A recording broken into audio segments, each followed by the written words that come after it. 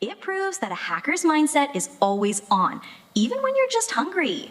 Up next, we have Ziltoid, and his talk is called I Was Ordering Food. And that's exactly what he was doing. He was just trying to grab a bite using a regular web browser and an app when he stumbled onto some major broken access control and business logic flaws. What exactly did he find? Let's just say his food order got way more interesting than he planned. You want to hear this one, trust me. Please give a huge welcome to Ziltoid.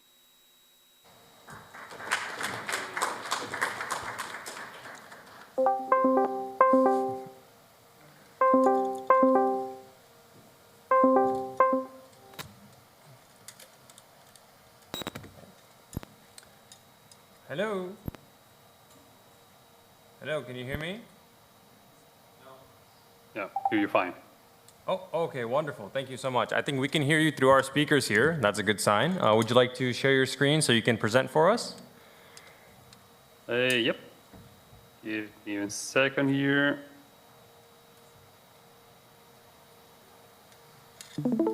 Hey. Okay, give me one moment. I'm just gonna pop it out. Put it over here and then make it full screen. Okay, take it away, man. Should I add subtitles for this, or is it just fine with the audio? It should be fine with the audio. Okay. Yeah, thank you though. All right, so hello everyone. First I want to thank you all for being here today. This talk is mainly about 2 real vulnerability discoveries that happened while I was ordering food online. These discoveries, I didn't use any special tools. I simply used the web browser developer tools, which you can all access by opening your browser and pressing F12. And for the second case, I simply use an application in my phone. From this presentation, I hope you learn why having a vulnerability disclosure program really matters, also how curiosity leads to important discoveries, and why hacking is really about patience and ethical choices rather than some movie-style drama. You will also understand that executives often miss the real impact of security issues and how timing can be the key factor that turns harmless behavior into a meaningful finding. And maybe you'll learn that when you're hungry, your brain doesn't work right. Before we start, a quick warning. These cases involve real companies that never had a vulnerability disclosure program. And I'm here to share the stories and not to embarrass anyone. So I won't mention names, and I'll keep the focus on the lessons, the mindset, and the process. So let's all respect confidentiality because the FBI cat is watching you. On today's menu, I'll first introduce who I am. Then I will talk about my mindset behind back research, which I will use and apply later to both cases.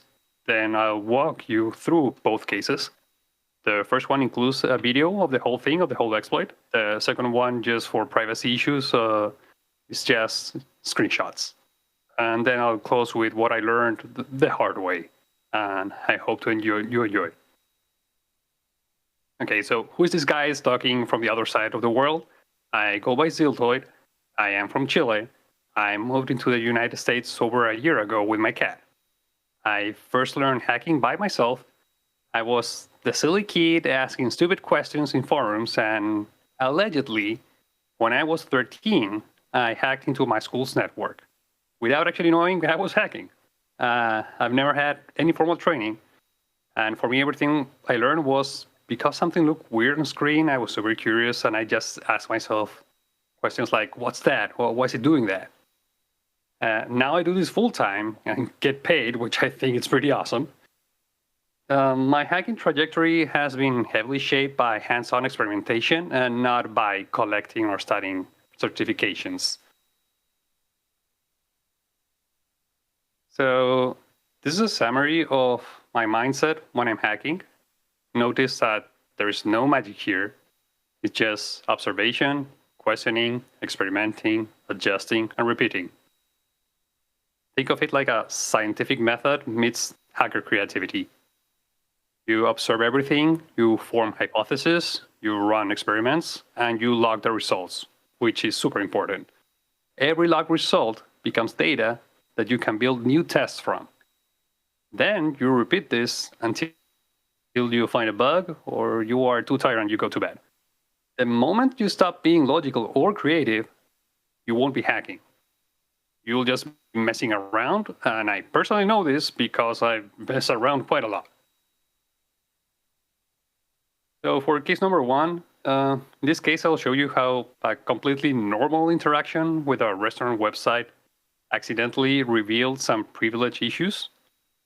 Some issues that most people would actually love to have. Well, so to get into case number one, I have to define broken access control so we all understand what we're talking about. Think of it like having a spare key under the doormat. At some point, a person will look under your doormat and will open your door. It's simple in theory, but in real life, it hides inside normal workflows where no one is looking. And these flaws are usually found inside functions rather than some super elite hacker payload that is going to inject all the code or something. This vulnerability in particular is the #1 vulnerability in OWASP top 10 as the current revision for 2025. And it was also the #1 in OWASP top 10 back in 2021, which is the last version of the OWASP top 10. So this vulnerability type has been a big problem for years now. Well, how all this went off. It's a normal day. I am hungry just like every day, I guess. So I'm ordering food on my computer, nothing special. But probably like many of you, I have some bad habits. And my bad habit while I'm doing this is just I always open the network tab in the developer tools from the browser. I like to see the request exchanges, and I always check the post request data. That's pretty much because I'm a huge nerd. And that's exactly where I saw something really strange, which started this whole story. So little hacker tip right there, always follow the weird details. So I noticed this request is being sent to admin-ajax.php, which is super common in WordPress. It's what communicates frontend with backend. But the amount of post requests made to that endpoint was a little bit strange. I looked into these post requests, and the parameters attached to one of them really caught my attention. So something about the request parameter felt too customizable, so I looked into it. And I realized that one of the parameters actually was using two languages, English and Spanish. So this is pretty uncommon. So for me, this meant that this function was custom made, and it wasn't from a plugin, and certainly wasn't native to WordPress. And this really caught my attention and made my brain really itchy. And when my brain is itchy, I have to scratch it. So the request included the discount action, the amount, and what they called type, which is actually just the name of the discount. The parameter I was talking about that uses English and Spanish is the one that's called the typo_disc. So typo just means type, and disc is short for discount. And anytime I see some user control input tied to functions, like in this case, as you can see on the screen, my first question to ask myself is, what happens if I change these values? So naturally, my first experiment will become, can this site be tricked into applying my custom discount? I think this is pretty normal, right? So the plan is to do what this meme shows right here, is pretty much to convince the application that the discount was made by the system itself. This is where the story becomes a little fun because my first experiment half worked. So for experiment 1, I simply recreated the request with my own values and submitted it, which is a pretty basic test, to be honest. I refreshed the page actually showed that my discount worked, but the system quickly corrected itself, and it just went back. So this told me two things. One is that the backend actually accepted my custom request for a while. And two, something later on in the workflow corrected it. And this is pretty much what I have to look into now. So by watching the sequence of requests once again, I noticed that the system recalculates shipping, the tips, and then reapplies the discount using its own values, like the original values, not the one that I was sending. That actually explained why my request didn't stay. So because I wasn't in the right place in the sequence. So if the issue was within the sequence, the next step was simply to add timing. I then designed a second experiment to include my request in between the other ones. And this is pretty much like the hacker version of timing a jump in a video game. You just wait for the right frame, and then you just jump. And I thought to myself many ways to slip my request through, but funny enough, the first thing I tried actually worked. And it's just simple, good old brute force. I just spammed this send button. So yeah, I just clicked my mouse like a madman because I only needed one of my requests to go through and get in the perfect position. And this time it worked. It actually worked. This can apply successfully. Got about like 50% off the total, something like that. And something very interesting happened afterwards. I got a phone call from an unknown number, and it was the restaurant manager. The restaurant manager, so she told me that the system had some sort of error, and it applied a strange discount, and what I was being charged was actually wrong. And well, I acted really surprised, you know? I was like, hey, I just simply paid what the system showed me. I didn't seem like anything was wrong. And well, she was fine with that. That's when I realized that the human firewall is real. So it's not only about systems, but you know, there's a lot of people involved behind them. So she told me that I had to pay the difference when the delivery person arrived, or I had to cancel the order. And I was hungry, so I just paid, you know. And even though I was caught, the experiment was a complete success. And I now have to report this, or I would be committing a crime instead of doing research. And that's a huge difference.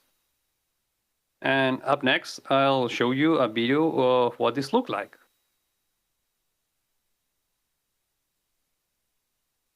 So this is the whole process from start to finish. I couldn't give the video to anyone to censor it because it discloses information. So I censored this myself, and the censor editing is bad. It's really, really bad. So I apologize. Bear with me.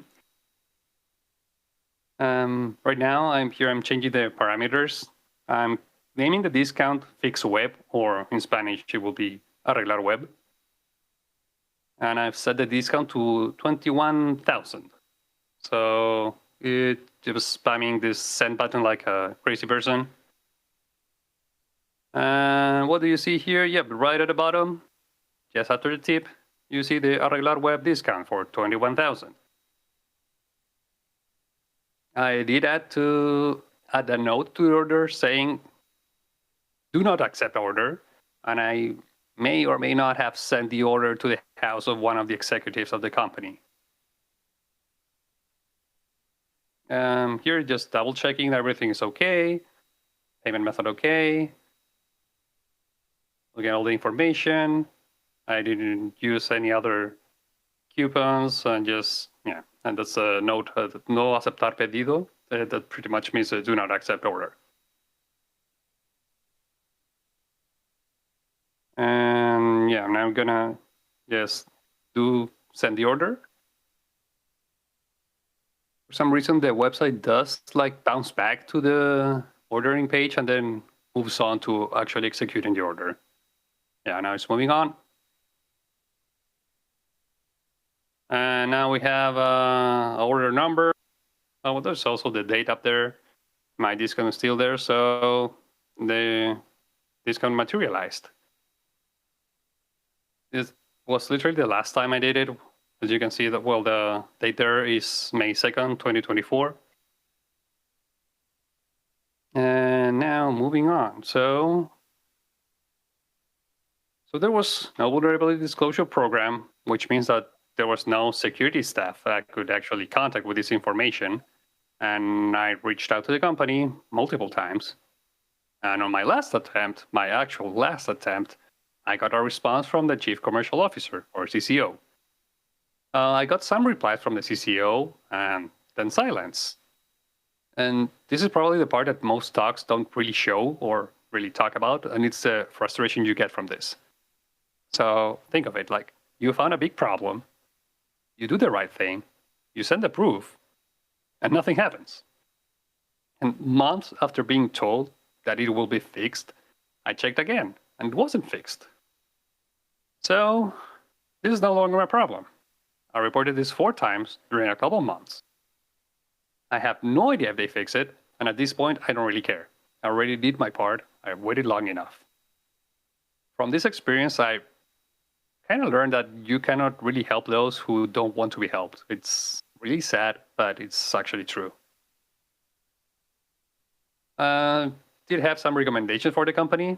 Rule number 1, never trust user input. This is pretty basic. You should always treat user input as malicious. And by doing this, you really avoid a lot of problems like cross-site scripting, SQL injections, or whatever RCs you can run. And this system should have verified the discount with the backend, and it didn't. And actually, lucky me, it didn't, or I wouldn't have the story to tell. And now, on to the next case. So this second case is about logic flaws. They are far more common than people think. And logic flaws here, there are no parameter tampering, like with the last case. And I'll simply use the provided applications. So nothing weird going on. And I technically can't say I found this vulnerability because it's more like the vulnerability found me. And you'll see what I mean by that. So just like before, for the second case, I will define business logic flaws. And the business logic flaws are like a plot twist of cybersecurity. Here the system behaves exactly as it was built, but the logic leads somewhere unexpected. Think of it like if you press buttons on an elevator in a specific order, it will take you to a secret floor. You're not injecting code, you're not breaking rules, but the rules themselves are flawed. This normally comes down to missing validations or ignored edge conditions. Again, my story begins with something normal, ordering food, but this time I was not in my computer, I was using my phone, and I was ordering from a food app, something similar to like Uber Eats. But I'm doing my order, but the store closes as I'm ordering, and I didn't realize that. So when I present, the order actually failed. At first, I must give a little context on the credit card I was using because this is key to this case. So the credit card I used made itself different from other credit cards by marketing their instant cashback mechanic. I don't know about you, but for me, this is the only credit card I know that gives cashback instantly. And I mean, it is instant. There's no waiting at all. You just, any transaction you do, you will get the cashback just for doing that transaction. Another thing to notice is that when the month ends, the credit card will always use all available cashback to pay what you owe. To be honest, that kind of makes sense. It's a good mechanic. Now going back to our case. My order failed because the restaurant closed, and since I placed the order, I get charged, and I get the cashback. But since the restaurant closed, the charge was reversed. Except the cashback did not reverse. So I literally just got free money. And actually, I was so happy and so confused at the same time. It's a very weird mix of feelings. So like any normal person, I guess, I think to myself, that shouldn't have happened, so why did it happen? And of course I tried again, but this time the app actually lagged a little bit and the cashback was reversed, but the original cashback still has not. So I kind of got to keep that. But yeah, that was the expected behavior after the lag. So since I already saw 2 different results, I assumed that both results were possible. It would mean that replicating the initial result would depend on timing. I mean, it makes sense. The first attempt ran without any interruptions, while the second was affected by lag. So I thought that the exploit window should be about less than a second. I mean, yeah, getting free money is cool and all, but I kind of, could I go to jail for this? I was scratching my brain a little bit. So I came up with 3 questions I really want to answer. First one is, can I reproduce this? Can I get, cashback from out of thin air? Second one will be, will the system detect this as some sort of anomaly? And third one is, will it self-correct at the billing cycle? Remember that at the end of the month, the credit card will pay itself using all available cashback. So maybe then it will show some sort of correction. Well, remember that when the app lagged, the cashback was reversed, so I had to go really, really fast when sending and canceling the order. So by placing an order and instantly canceling the order, I could repeatedly generate cashback that wasn't revoked. And I didn't use any script, only my highly trained gamer hands and my phone. So these are actual screenshots of my credit card transactions. You can see on the bottom left, that's highlighted in this orange yellowish color. That's the moment where the cashback actually rolled back, or the cashback reversal happened. But every single other transaction I did, that you can see that I did a couple of them each minute, it was not reversed. And yes, I was so invested in doing this that I forgot to order food. As you can see in the timestamps, that I started about 5 p.m. and I was already going at like almost 5:50 p.m. Yeah, I ordered food like way later that night. So now we have confirmed an infinite money glitch. I made just $50 just to start to understand this, a free cashback out of thin air. And remember, this was done without manipulating parameters, no tampering, no special tools, just using what every normal client has access to. So I made a simplified version of the logic flow that I found. I think that in this case, the system had what's called a race condition problem between granting the cashback and reversing the cashback. Well, yes, to provide the definition, a race condition flaw is a problem in software where the outcome depends on the unpredictable timing of many processes that are accessing a shared resource. So this happens when concurrent operations go on, but they are not properly synchronized or prioritized. So they kind of bumped into one another. So in this case, the race condition would trigger when you make an order and cancel it very fast. So as you can see in the flow, there's like the top row where you can create order, bottom row is cancel order. So if both are happening like technically in parallel at the same time, and they both try to reach for the same resources, something strange happens, and that's the race condition. The thing is that sadly, I cannot be completely sure this was a problem because it was like a black box type of testing where I could only see the input and just the final output, but I couldn't see anything in between. So this is pretty much an educated guess. So take it as a theory rather than what actually happened. So for experiment number 2, I had a little problem here, and it's that there was no way for me to know without contacting the company. This had to wait until I had a meeting with them and try to get them to tell me if my account was actually flagged. So that will have to wait. For experiment number 3, I waited an entire billing cycle. That means that I waited about 3 weeks, see if this is gonna correct itself. And the system used the $50 I created out of thin air to pay itself and never reconcile the mistake. If I had corrected it, I wouldn't be telling the story, to be honest. So once again, and just like before, I went through the same disclosure process. There's no vulnerability disclosure program. I had meetings, explanations, and at some moment they told me we knew. But the funny part is like they didn't tell me that on the first meeting, which is kind of weird. So they say they knew the vulnerability existed, but they didn't fix it. They did tell me that my account wasn't flagged. So that just pretty much meant that all my 3 experiments were a huge success. That made me really happy. And I did ask something from them. And the only thing I asked was to give me a shout out on LinkedIn. I didn't ask for money, for swag, or anything else. I just wanted them to, give me some sort of thumbs up. And they rejected that, stating that doing that would hurt their image.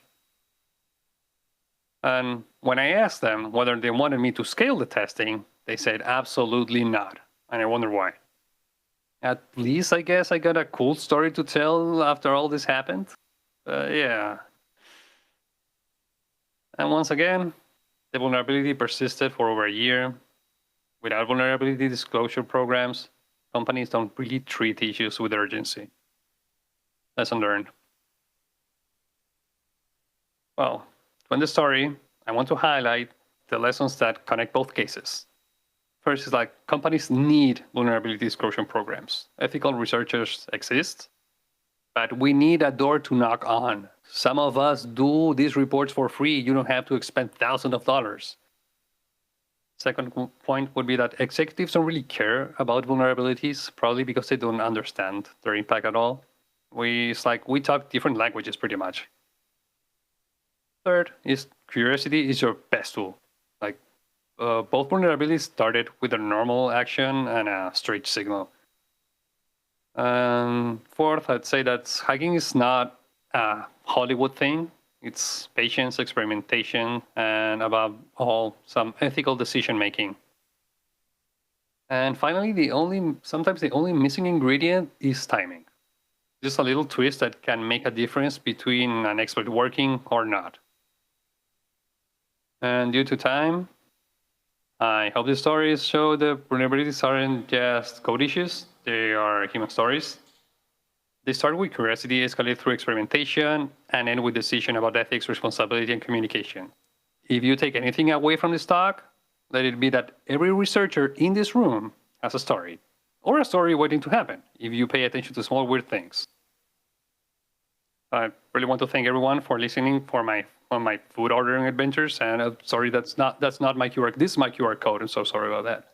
If you want to connect with LinkedIn, just send me an invite. And once again, thank you. Let's give him a round of applause.